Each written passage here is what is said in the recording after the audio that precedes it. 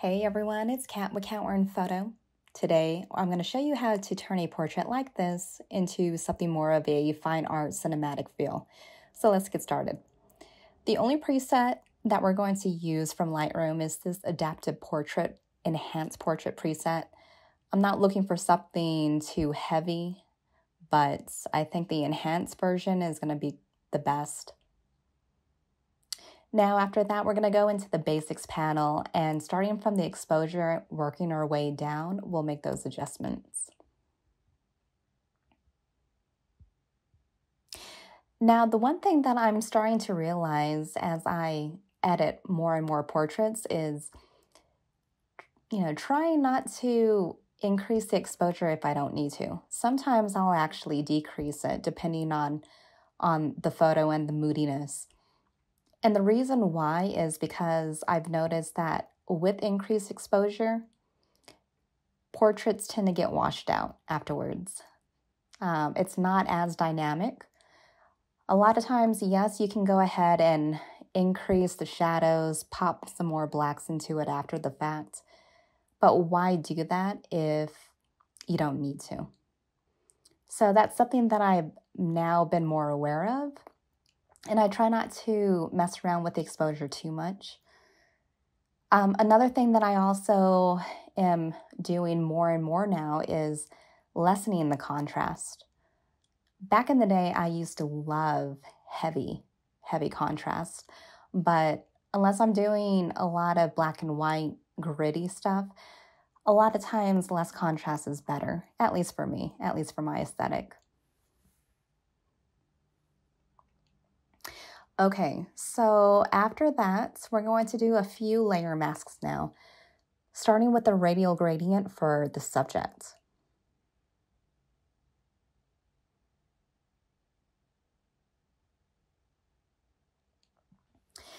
Now we're going to brighten her up because, again, I don't want to change the overall exposure of the picture. So we're adding a little bit more brightness and exposure to just her specifically. Now, the only thing that you want to make sure when you're doing this on your own portraits is always look at the navigator thumbnail in the top left of Lightroom. A lot of times when you do brighten up just the subject, if you're not careful, you can see a halo around the subject. So just make sure that that's not existing.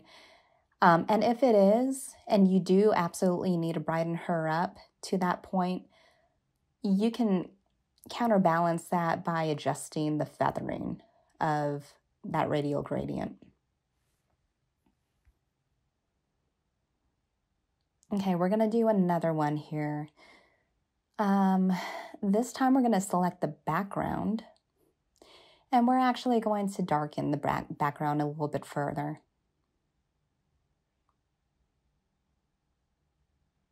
By darkening the background, lightening up the subject, you're creating more of a contrast. There's more balance in that regard. The subject pops out more. And you can achieve this effect by making it look natural.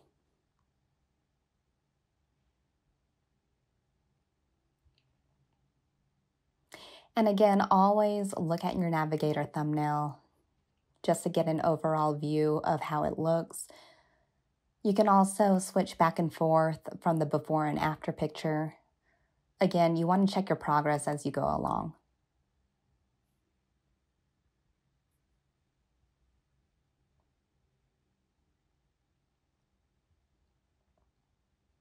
Okay, now this is where we're going to have fun. Since we're in the background layer mask, I'm actually going to color the overall picture to where it's more of a blue, dreamy, moody tone.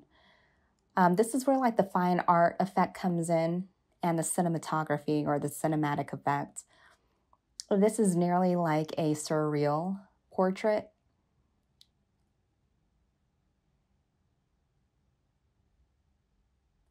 So I'm just changing things up, again, starting from the extremes, left or right of the bar, working my way to the middle to a more comfortable setting.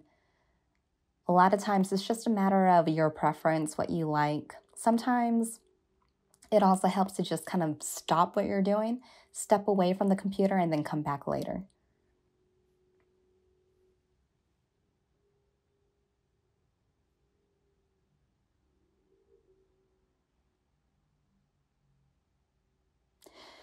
And with the tone curves, this is such a helpful tool. I know that a lot of times it can be intimidating. It was, at least for me, starting out.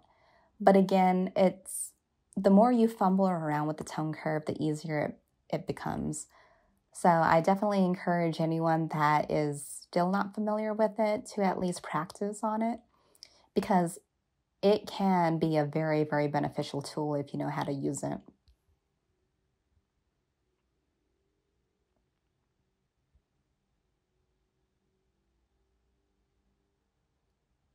Okay, I think that's good.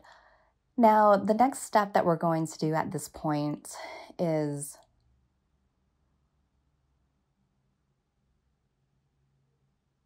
okay, you want to do a before and after.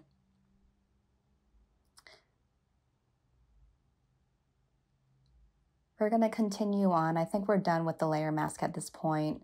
Let's reduce the texture a little bit, pop a little bit of clarity to counterbalance that. And then for dehaze, I don't know. I don't think that dehazing is going to really achieve that classy look. I think a little bit of the haze actually would be better. And then I think for the vibrance, I'm just going to leave that alone.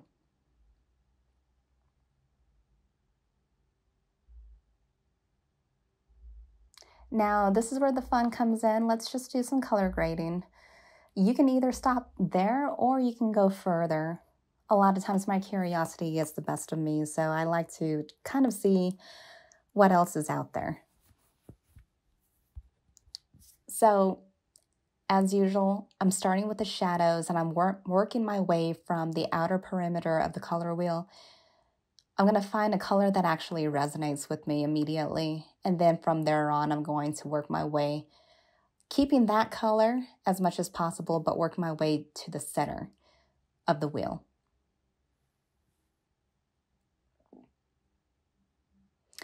I really like this quadrant of the color wheel. It's a little bit more muted, a little bit classier. You still have some peach tones, but at the same time, you have a lot of blue and green still. I do like that color a lot. So I think I'm going to keep that aesthetic and see what the other two color wheels provide me. Now we're going to start off with the highlights and implement that same technique.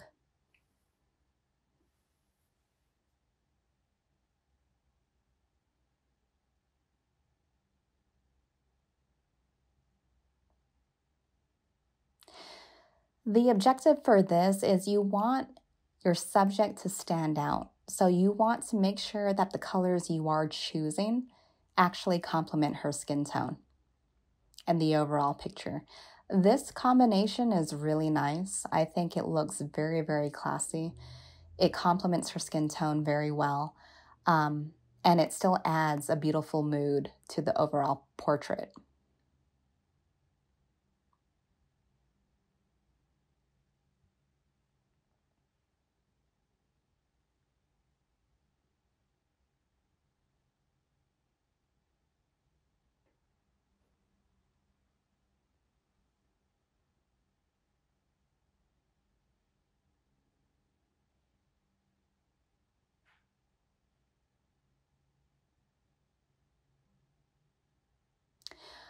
Okay, that's pretty good. I think that I'm getting close to choosing a color that resonates with me. Yeah, I think that's good. Now we're gonna go to the midtones. Midtones, ironically for me, I just like to do that last, if at all. I'm just gonna play around with, again, the combinations. And then after that, we're gonna go to the global setting.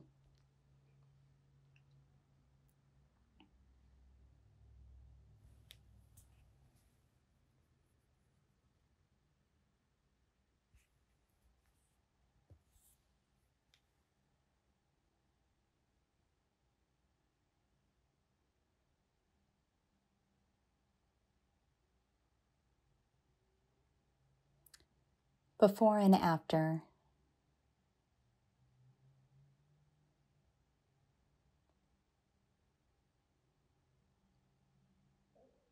Now for the global, I'm leaving the before and after screen up just to see the idea of what I'm, what color, what final color to go with. Just because the global provides you with such a significant change, a lot of times it can be easily overwhelming, and sometimes you can do too much with the global. So that's why I like to compare and contrast as I go along.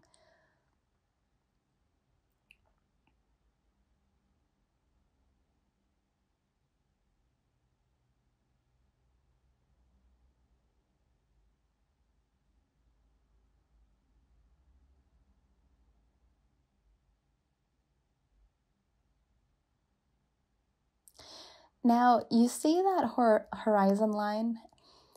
The one thing that a lot of photographers, and I'm guilty of doing this even now, but as you're shooting, you want to make sure that your horizon line is right where it needs to be composition-wise. A lot of times, I find myself, especially when I'm not really thinking about it, lots of times I'll get home very excited about a photo shoot, and I'll start looking at the portraits. And I'll notice that the horizon line is basically cutting off the person's head. You don't want your horizon line to be right at the neck. It provides the viewer with unnecessary tension. It just does not, for some reason, appeal subconsciously. And that's the reason why.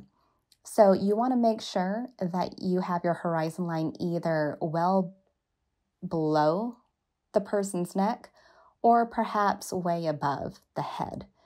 Try never to take photos where the horizon line is right there at the person's neck. It just does not look good.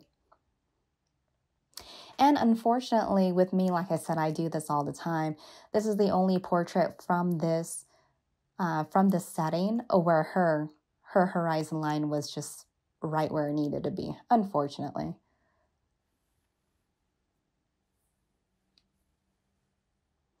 Okay, the next thing that we're going to do is a linear gradient. We're going to darken up the bottom here. Again, adding more attention to her face.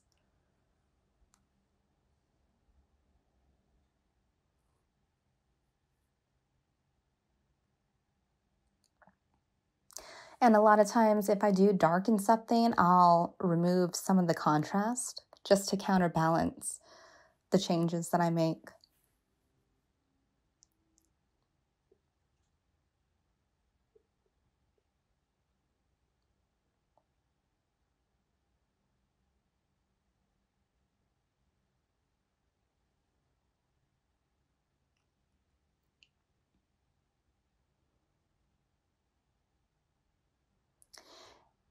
And the last masking layer that I'm going to do, and again, it's not needed, but I can be nitpicky at times. I'm doing a brush layer on her face, specifically around her eyes and her hair, just to brighten those areas up, because subconsciously that provides more attention immediately when the viewer looks at it.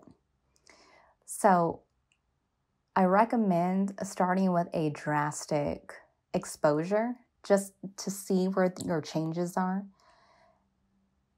And as you can see, those changes are right there on her cheekbones. Now, don't worry, I'm actually going to reduce that a little bit. I'm going to reduce that brightness, but at least I know it's there. So again, you want to start with the extremes of the changes that you make and then slide the bar to the middle.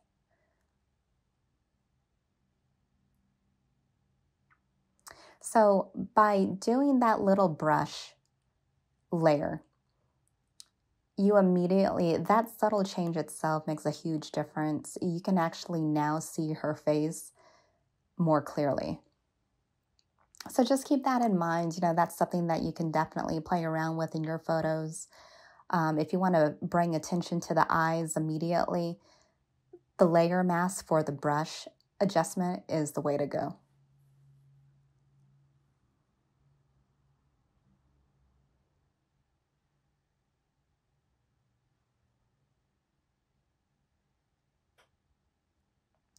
Okay, guys, we're nearly through with this portrait. Just a few more minor adjustments. We're going to do lens correction. Also, I'm thinking about doing some vignetting and possibly grain, but I'm not quite sure about the grain. I actually might remove it. So for this particular look, I think the grain actually is counterproductive. I think it looks like noise and it does not look deliberate. So I'm actually going to omit the grain all in all.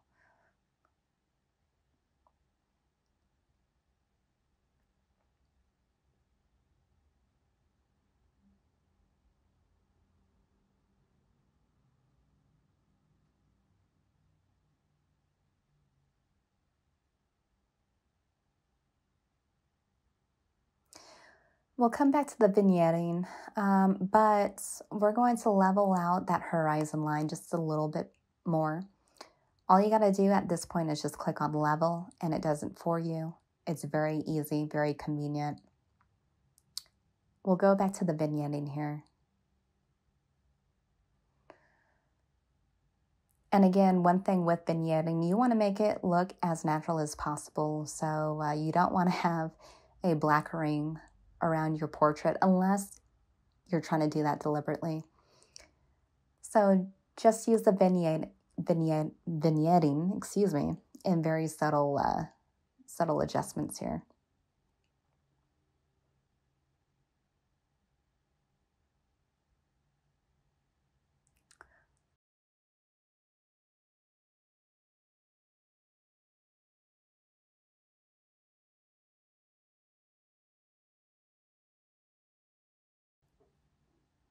Let's see what the calibration does.